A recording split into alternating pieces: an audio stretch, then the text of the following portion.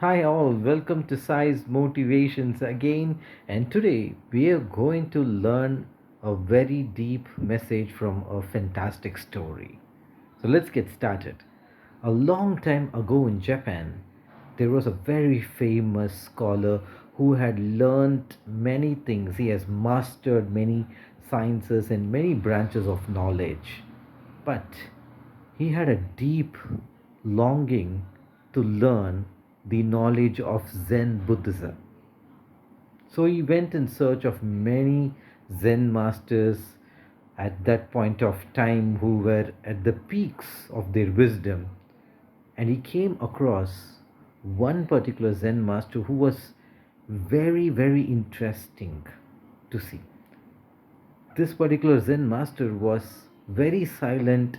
He exuded a great levels of positive energy, and he had an aura of great friendliness around him. People used to come behind him. They used to sit with him and learn many things. He used to talk many beautiful aspects of life and aspects of nature too. People were really loved him a lot, and this scholar was intrigued by the Zen master. He wanted to learn something from him.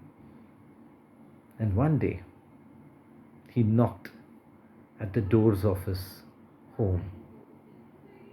The Zen master opened the door and he went in. The Zen master smiled at him, a very deep, calm, and a beautiful smile, and welcomed him to his humble abode. He asked him to take a seat, and the Zen master also sat beside him. And the scholar started talking about all his worldly knowledge, the sciences that he had mastered, the knowledge that he has gained through various books. And the Zen master was calmly listening to him, very calmly listening to him. And the scholar was going on and on and on and on and on. And still the Zen master was very calmly listening to him. And then the Zen master interrupted and said, "Sorry, I really, really need to interrupt you here. Would you like to have a cup of tea?" He asked the scholar. The scholar says, "Yes, absolutely, please." And this Zen master hurries into his kitchen and brings a cup of tea and also a kettle where he could, from which he could pour the more tea. He brings two cups, one for himself and the scholar, and keeps it beside the scholar his cup. And also he also takes some tea and starts drinking, and he asks them to go on. It was very interesting listening to you. And the scholar starts again talking about, I went here, I read this book, I read that book, I learned these many things from this particular book, and I had mastered these. And he went on and on again, and he completely drank his tea and he kept his cup. And the Zen master says, "Would you like to have more tea?" He said, "Yes, please." And the master pours tea into his cup.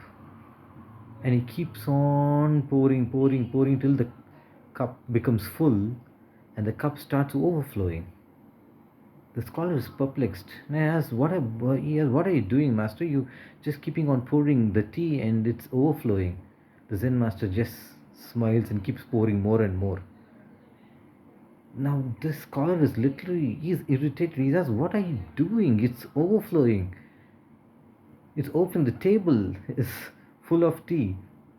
And the Zen master doesn't stop. He keeps smiling and keeps pouring the tea to the extent where it drips out of the table and starts falling on the scholar's clothes.